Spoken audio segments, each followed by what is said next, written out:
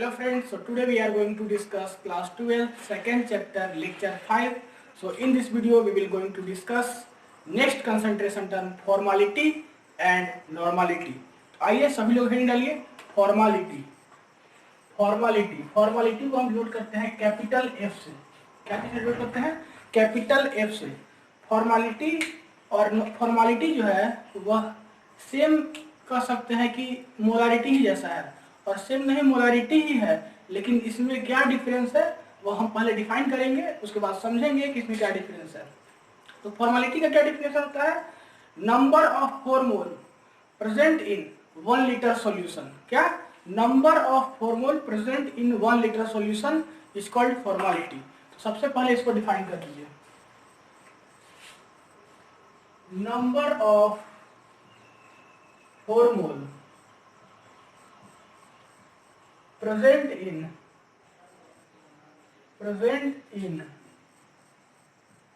1 liter solution, 1 liter solution, ये है formality. मतलब कि अगर हम बोल दें कि एक वन मोल फॉर्मालिटी, इसका मतलब होगा कि 1 मोल फॉर्मालिटी प्रेजेंट है 1 लीटर सॉल्यूशन में। तो इसको समझिए, अगर बोल दें कि 10 फॉर्मूल का क्या मतलब है फॉर्मालिटी में, तो क्या होगा? 10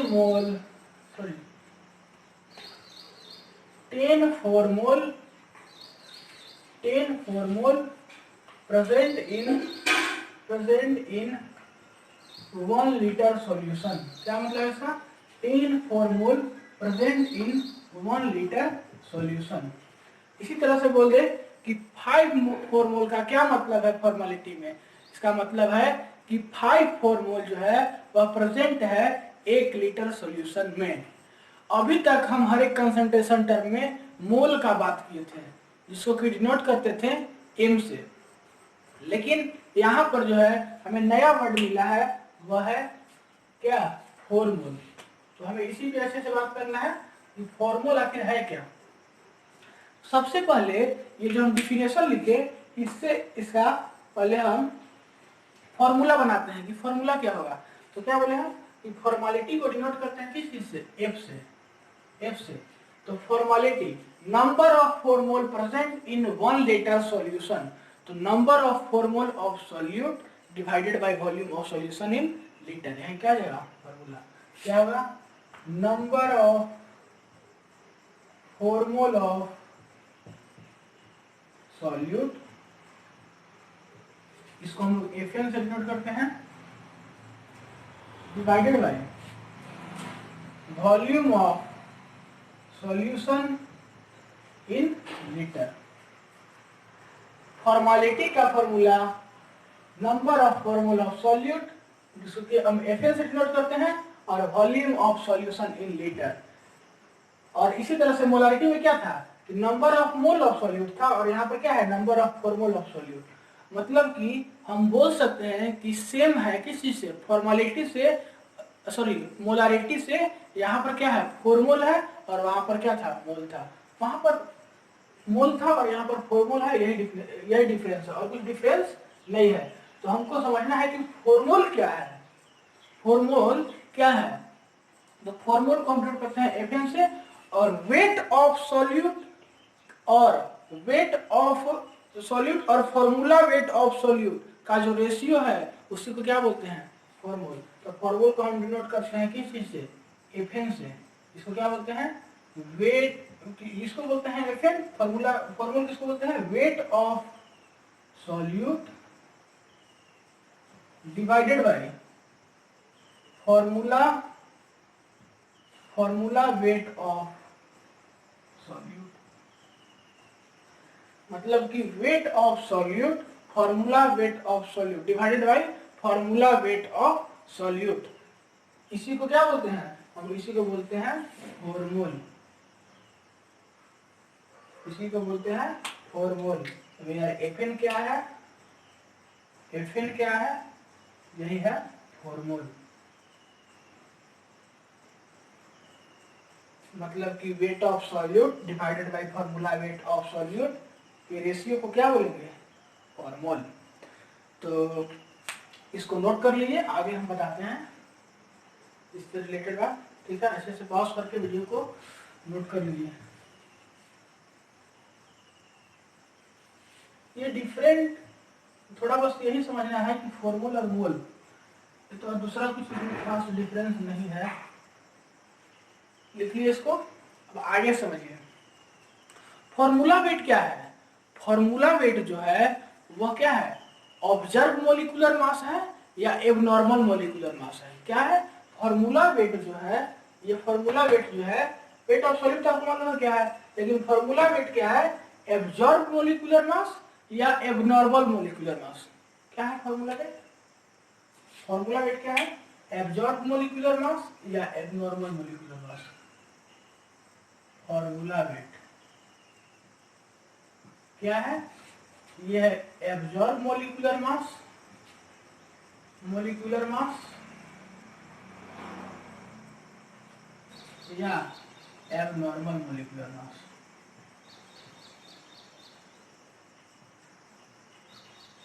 ठीक है, एब्जॉर्ब मोलिकुलर मास या abnormal molecular mass. Formula wait का हमको आवश्यकता कब पड़ता है?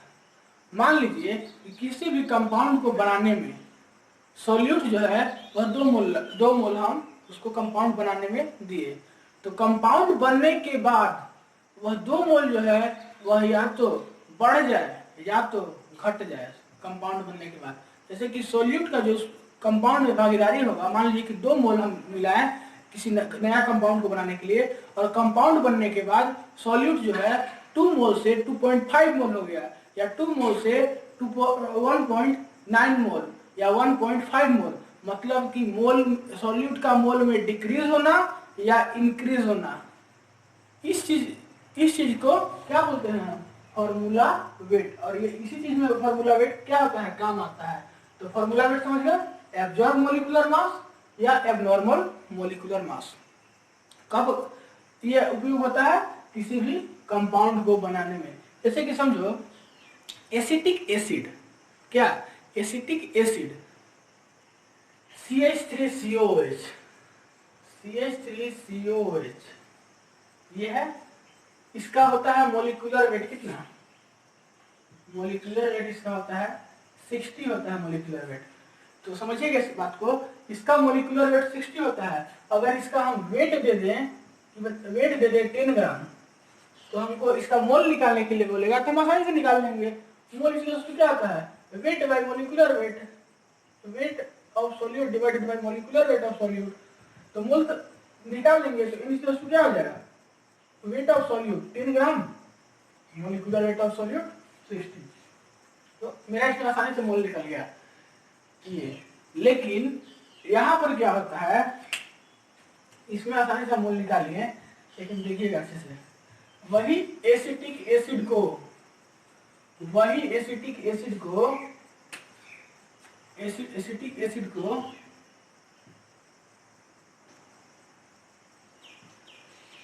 कैसे बोलिए, CH3COOH को, CH3COOH, वही CH3COOH को या वही एसिटिक एसिड बोलिए या CH3COOH बोलिए, इन बेंजीन में रखते हैं, इन बेंजीन में,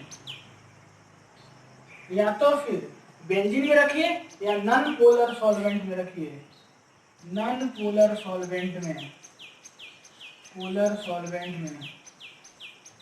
तो क्या होता है कि 2CH3COOH मतलब कि 2 मोल एसिटिक एसिड कन्वर्ट हो जाता है 1 मोल एसिटिक एसिड में, कन्वर्ट हो जाता है 1 मोल एसिटिक एसिड में।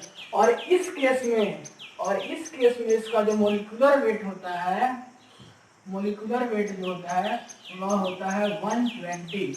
इस केस में इसका मोलिकुलर वेट 120 होता है। और यहाँ देखिए, यहाँ पर क्या है, मोलिकुलर वेट 60।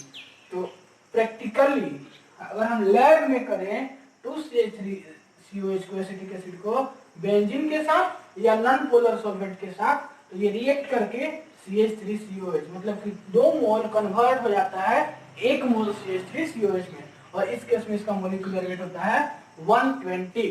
तो इस केस में अगर हम इसका दे दें कि 10 ग्राम अगर वेट दे दें, वेट अगर 10 ग्राम दे दें और मोल पूछें तो मोल बता दीजिएगा 10/120। यहाँ पर भी एसिटिक एसिड, यहाँ पर भी एसिटिक एसिड, लेकिन दोनों केस में अलग अलग। ये थ्योरेटिकल हो गया और ये प्रैक्टिकल हो गया। ये लैब के द्वारा, अगर किसी भी लैब में अगर हम इसको करते हैं तो यहाँ पर आएगा, और थ्योरेटिकली अगर हम पढ़ लें तो molecular weight acetic acid CH3COH का 60 होता है, लेकिन अगर हम लैब में करें तो यही मोलिकुलर वेट एसिटिक एसिड का 120 ग्राम होता है। इसको नोट कर लीजिए और उसको कैसे से नोट कर लीजिए। जाते हैं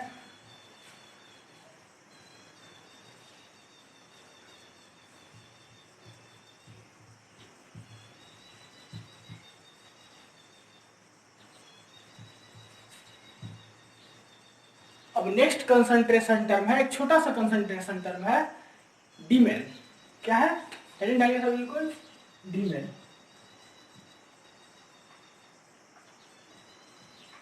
इसमें ज्यादा कुछ नहीं है, यह कहीं तो मोलारिटी ही है, ये मोलारिटी ही है। कैसे मोलारिटी है? इसका भी डिफिनेशन क्या होता है कि weight of solute present in 1 litre solution, या number of mole of solute.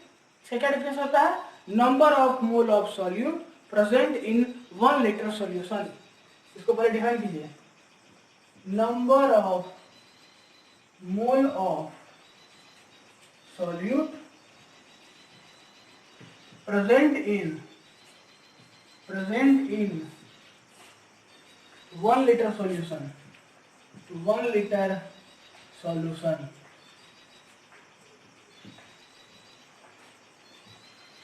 तो बोलिएगा कि ये तो मोलारिटी है, तो ये नेक्स्ट कंसंट्रेशन टर्म कहने का क्या मतलब है? तो इस नेक्स्ट कंसंट्रेशन कहने का मतलब है कि आप जो है मोलारिटी में क्या पढ़े थे कि number of mole of solute present in 1 litre solution, वहां पर जो है और यहाँ पर में क्या डिफरेंस है? वहां पर कितने भी टेम्परेचर पे वह पॉसिबल था, वह 30 डिग्री, 40 डिग्री, 50 डिग्री, 60 डिग्री, हर एक टेम्परेचर पे वह पॉसिबल है। लेकिन डीमेल जो है यहाँ पर एक इसका शर्त है, एक इसका रीजन है, ये जो है वह 0 डिग्री पर ही वैलिड है। और वहां पर क्या था? मोलारिटी क्या था? कितना डिग्री दे दो वह हर एक डिग्री पर वैलिड करेगा, लेकिन 0 पर डिग्री पर वैलिड नहीं करेगा। और जो 0 डिग्री पर वैलिड करेगा उसको एक नेक्स्ट छोटा सा कंसंट्रेशन टर्म बना दिया है, वह है डीमेल। और कोई डिफरेंस नहीं है, सब फार्मूला वही होगा, बस यहाँ पर क्या होगा?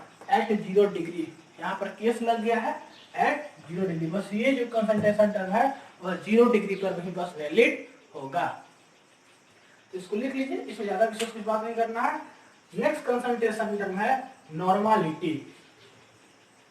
नेक्स्ट कंसंट्रेशन टर्म है नॉर्मालिटी। तो सभी लोग हेडिंग डालिए, नॉर्मालिटी। नॉर्मालिटी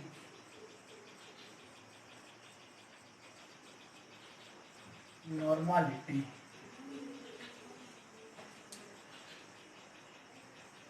नॉर्मालिटी क्या है? इसका डिफिनेशन होता है कि number of gram equivalent of solute present in 1 litre of solution. क्या होता है? Number of gram equivalent of solute present in 1 litre solution. इसको डिफाइन कीजिए, उसके बाद समझते हैं डिफिनेशन से क्या फॉर्मूला निकलेगा। Number of gram equivalent of solute present in 1 liter solution। इसे समझिए कि डिफिनेशन क्या हो रहा है। अगर हम बोल दें कि 2 ग्राम इक्विवेलेंट का नॉर्मालिटी में, नॉर्मालिटी को n से डिनोट करते हैं, 2 ग्राम इक्विवेलेंट का नॉर्मालिटी में क्या मतलब है? तो 2 ग्राम इक्विवेलेंट का नॉर्मालिटी में यही मतलब है कि 2 ग्राम इक्विवेलेंट 1 लीटर सॉल्यूशन में प्रेजेंट है। इसी तरह से बोलिए कि 5 ग्राम इक्विवेलेंट का नॉर्मलिटी में क्या मतलब है, इसका मतलब है कि 5 ग्राम इक्विवेलेंट 1 लीटर सॉल्यूशन में क्या है, प्रेजेंट है। तो कितना भी ग्राम इक्विवेलेंट बोल दे उसका मतलब क्या है कि 1 लीटर सॉल्यूशन में प्रेजेंट है। इसको कैसे डिफाइन करोगे 2 ग्राम इक्विवेलेंट की नॉर्मलिटी का क्या मतलब कि 2 gram equivalent present in 1 litre solution, क्या 1 लीटर सॉल्यूशन। तो ये बात समझ में आ गया। अब यहाँ से इसका फॉर्मूला निकालेंगे। नॉर्मलिटी को किस चीज से डिनोट करते हैं, कैपिटल एन से। तो इसका फॉर्मूला क्या होगा कि number of equivalent of solute divided by volume of solution in litre. इसको लिख दीजिए। नॉर्मलिटी का क्या फॉर्मूला होगा, नॉर्मलिटी इसको क्या डिनोट करते हैं, कैपिटल एन से। इसका फॉर्मूला होगा number of equivalent of solute, इसको इक्विवेलेंट से डिनोट करते हैं, इससे भी number of equivalent of solute divided by volume of solution in litre. तो ये मेन फार्मूला हो गया।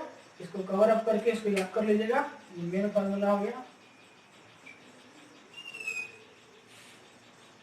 ठीक है। यह मेन फार्मूला हो गया नॉर्मलिटी का। अब देखिए अगर हमको बोले कि इक्विवेलेंट ऑफ सॉल्यूट निकालना है, क्या अगर हमको बोले इक्विवेलेंट ऑफ सॉल्यूट निकालना है तो उसका क्या फॉर्मूला होगा, बोले कि इक्विवेलेंट ऑफ सॉल्यूट इसको अच्छे से लिखो, अभी शॉर्टकट में चलेंगे। इक्विवेलेंट ऑफ सॉल्यूट अगर निकालना हो तो इसका फॉर्मूला होगा, किस डिनोट करते हैं इसको, इसका फॉर्मूला होगा, क्रॉस कर दीजिए, n into volume of solution in litre. क्या होगा, n into volume of solution in litre. तो ये भी एक क्या हो गया, इंपॉर्टेंट फॉर्मूला हो गया। इक्विवेलेंट ऑफ सॉल्यूशन का फॉर्मूला हुआ n into volume of solution in litre. Where n क्या है, नॉर्मलिटी है। n क्या है, नॉर्मलिटी। तो ये चीज समझ में आ गया। थोड़ा सा ऊपर जा रहे हैं, थोड़ा सा और कुछ बात रह गया।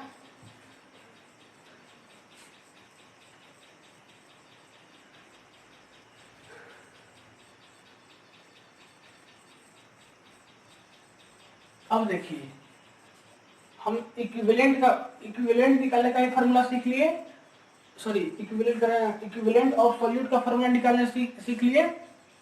अब हमें बोले कि आप इक्विवेलेंट निकालो तो इक्विवेलेंट का क्या फॉर्मूला होगा, इक्विवेलेंट का होगा वेट इन ग्राम, क्या होगा, weight in gram divided by equivalent weight in gram. Equivalent का क्या फॉर्मूला होगा, weight in gram divided by equivalent weight in gram, समझ में आ गया। Weight in gram divided by equivalent weight in gram. और इक्विवेलेंट वेट निकालने के लिए अगर फॉर्मूला बोल दे इक्विवेलेंट वेट, तो इसका क्या फॉर्मूला होगा, molecular weight divided by n factor. क्या होगा, molecular weight divided by n factor. और ये दोनों जो है बहुत ही इंपॉर्टेंट है। अब देखिए हम लोग यहीं पर फंस गए कि हमको इक्विवेलेंट भी नहीं मालूम है, इक्विवेलेंट वेट भी नहीं मालूम है, एन फैक्टर भी नहीं मालूम है। तो सबसे पहले अगर हम इक्विवेलेंट जानेंगे, एन फैक्टर जानेंगे और इक्विवेलेंट और एन फैक्टर जानेंगे, तभी हम आगे नॉर्मलिटी को पढ़ पाएंगे। तो इस वीडियो में इतना ही।